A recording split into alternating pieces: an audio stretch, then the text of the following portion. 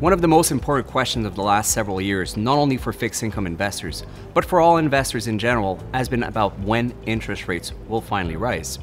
After an extended period of low rates, not only are investors eager to earn a higher income, but are also concerned that rising interest rates will translate in lower bond prices, higher volatility, and potentially generate capital losses.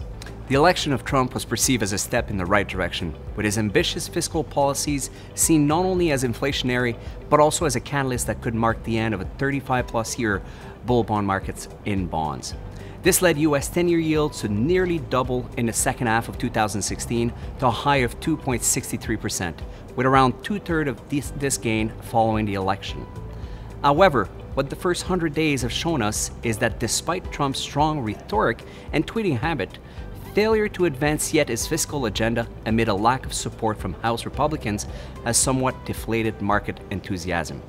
It introduced uncertainty with respect to Trump's ability to make good on promises, limiting further interest rate increases.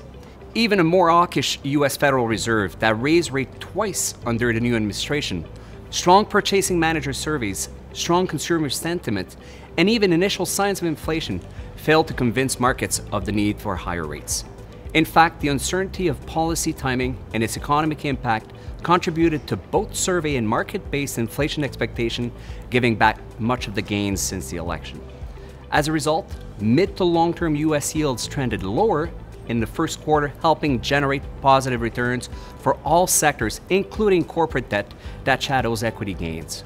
The lower inflation expectation is also providing less incentive for the U.S. Federal Reserve to raise rates, which may wait for greater clarity before resuming its monetary policy tightening. The market has currently penciled in the next rate hike for June.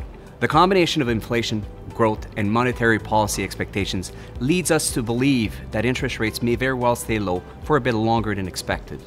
If we include recent geopolitical risk and trade policy disagreements, one of Trump's greatest achievements over his first 100 days may as well be the uncertainty he created both domestically and globally. An environment likely to promote, in the short term, safer investment with reduced risk appetites, not only pressuring rates lower, not higher, but also makes corporate bonds gains more vulnerable in the near term. We believe this is an environment where quality should trump yield.